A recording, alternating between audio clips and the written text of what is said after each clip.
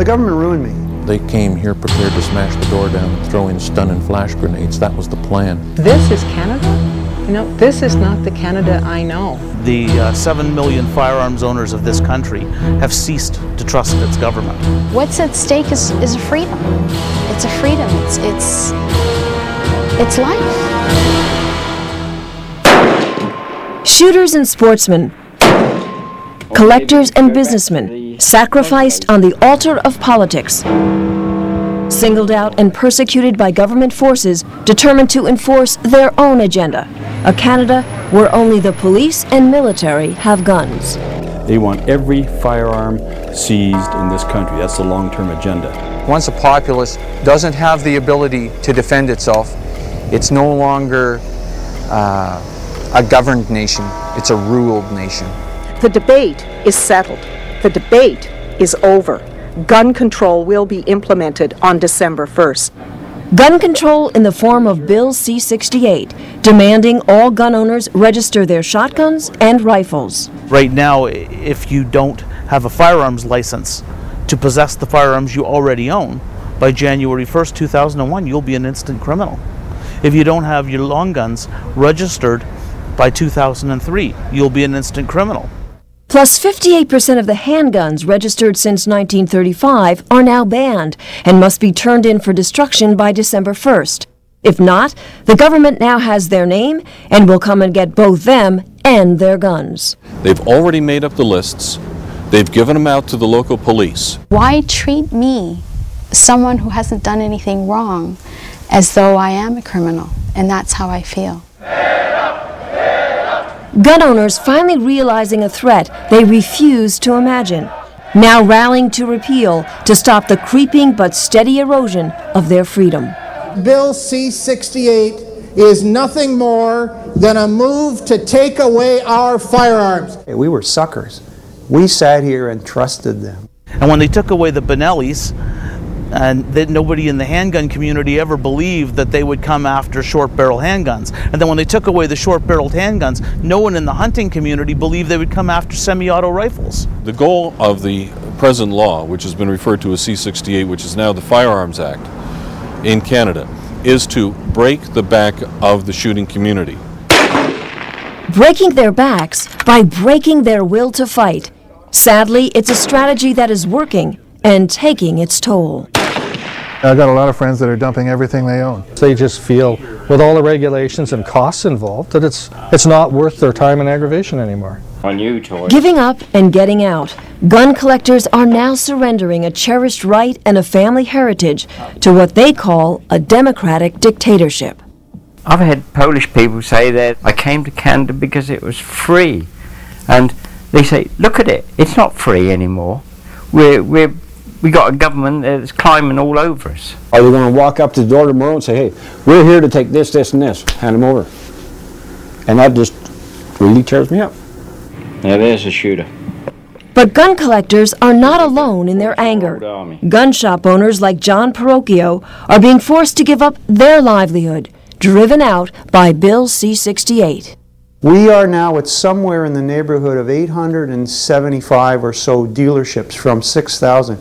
You're looking at a $6 billion industry that has been annihilated by ignorant politicians and absolutely pathetic firearms legislation that is no benefit to anybody. Come on now. A bitterness that runs deep and battle lines that reach far into the countryside. They're going to make it so that some of the ranchers and farmers in the area can't protect their own property. It's a freedom farmers and gun owners are not willing to forfeit. Instead, thousands are simply refusing to comply. They'll hide the guns. They'll bury them into wherever. They'll hide them in barns.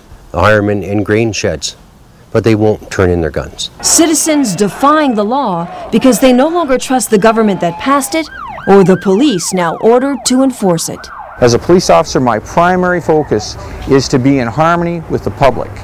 And this law puts me at disharmony with the general public. Ryan, you're under arrest. Put your hands back. Constable Murray Grismer, a 13-year police veteran, calls C-68 a financial, unenforceable fraud, knowing the $200 million spent so far will take beat cops off the street, but it will never take guns away from criminals. I don't believe for 1 minute that our criminals will go and register their guns, and the guns will still be out on the street. The cops aren't going to know where the bad guys keep their guns. A harsh reality anti-gun politicians choose to ignore. But an ex-con and government informant we talk with knows C-68 won't stop criminals who work the streets. It's an opportunity crime, and they're going to continue doing it. And the carjackings are going to increase here. They already have.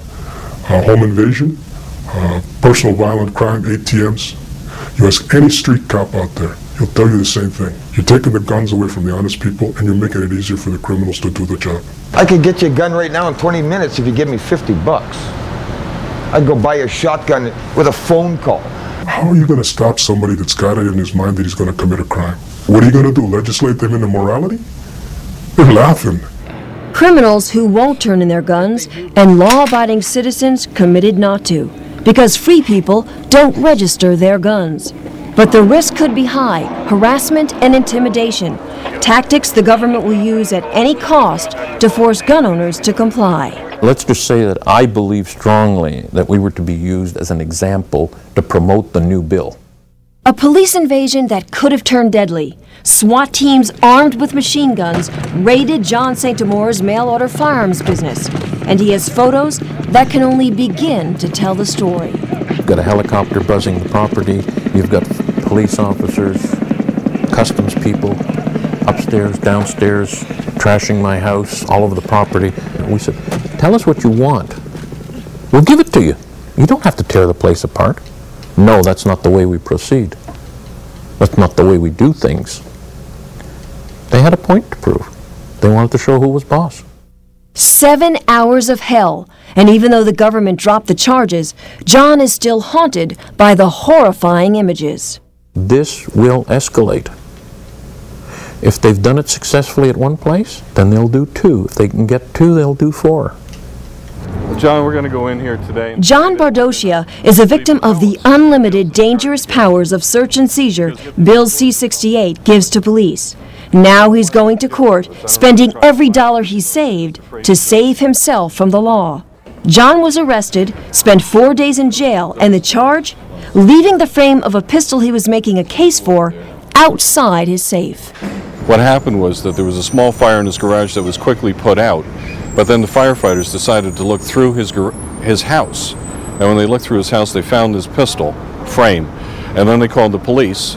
I am not just fighting for my hobby. I am not just fighting for my art collection. I am fighting for my very freedom.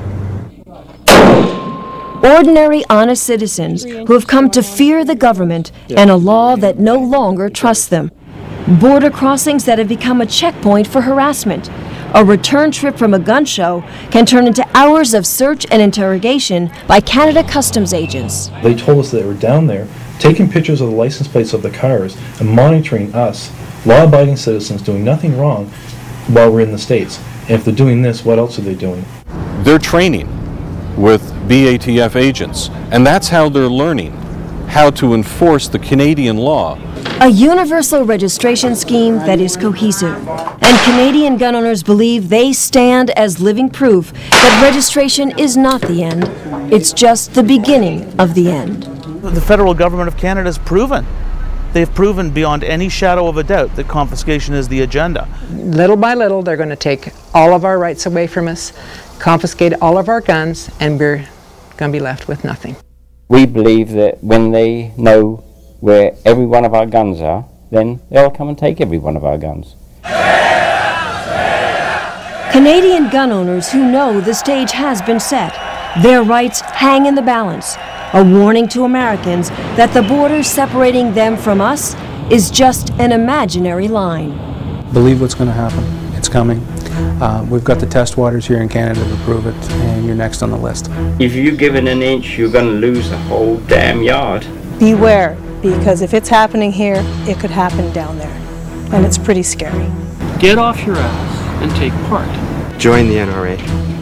That's the best chance you have. If you view this problem as strictly a Canadian problem, you have your head in the sand. You have got to get behind your organizations that are defending your freedom. Without NRA, you would be sunk already.